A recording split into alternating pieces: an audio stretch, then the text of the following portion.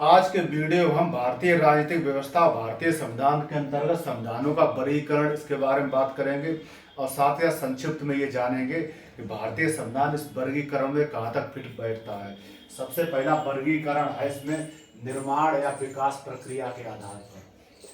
निर्माण और विकास जो प्रक्रिया है, प्रक्रिया के आधार पर,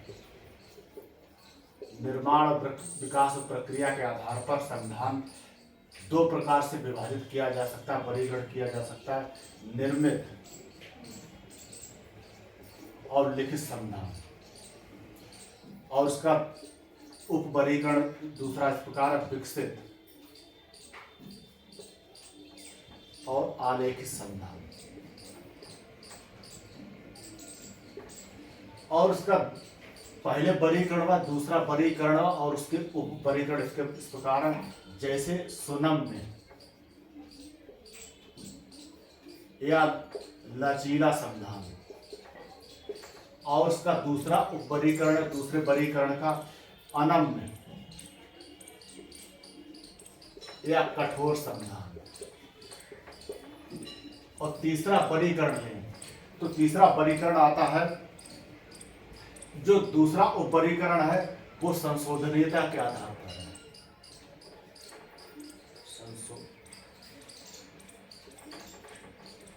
संशोधनीयता के आधार पर है। और जो तीसरा वर्गीकरण है वो केंद्र और राज्य, केंद्र और राज्यों के संबंध के आधार पर है।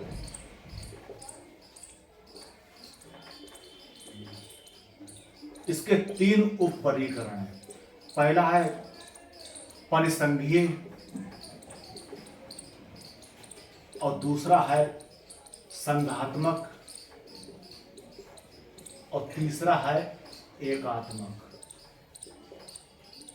इसमें अगर भारतीय संविधान को देखा जाए कि भारतीय संविधान इन तीनों वर्गीकरणों में कहाँ तक संगत बैठता है, फिट बैठता है, वो इस प्रकार है कि जैसे भारतीय संविधान निर्मित और लिखित संविधान है, क्योंकि संविधान सभा का जो गठन किया गया था भारतीय संविधान को लिखने के लिए और भारतीय संविधान को बनाने के लिए किया गया था।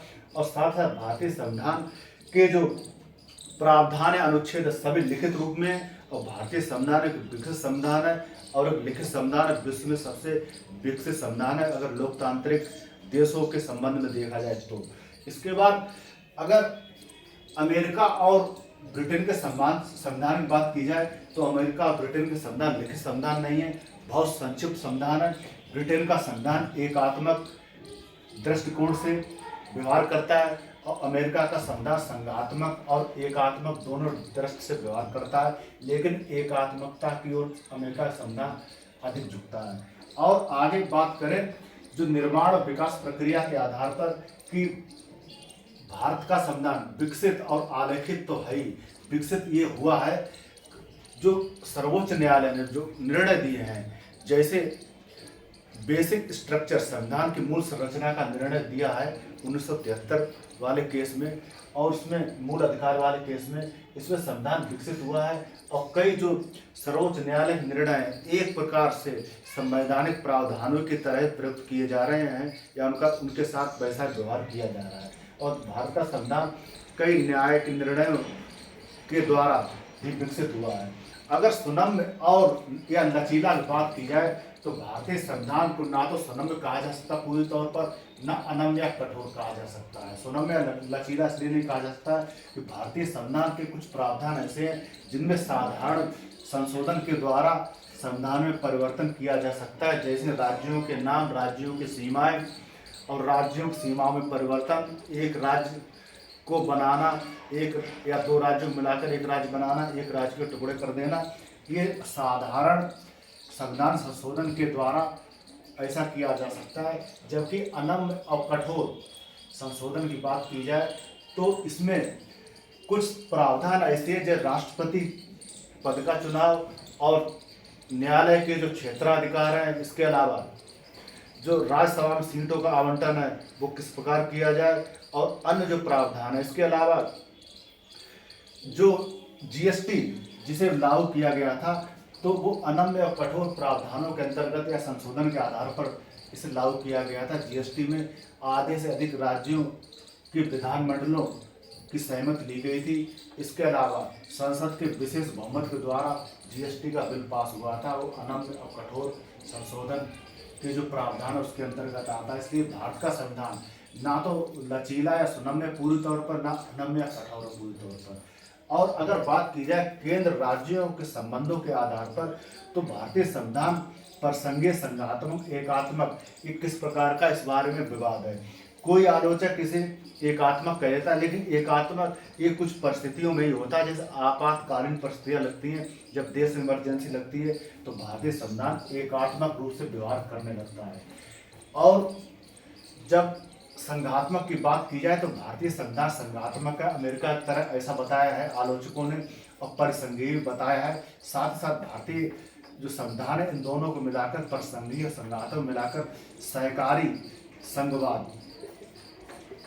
संघवाद इसे कहा गया है। सहकारी संघवाद अभी प्रधानमंत्री मोदी ने अपने कई भाषणों में भी इसका जिक्र किया है। साथ ही साथ जो नीति आयोग बनाया गया है, नीति आयोग में जो सहकारी संघवाद की अवधारणा को व्यवहारिक रूप से प्रयुक्त करने की बात की गई है, उपयोग करने की बात की गई है। लेकिन फिर भी इस बात में विवाद है कि भारतीय संविधान परिसंघीय है कि संघात्मक है, एकात्मक है।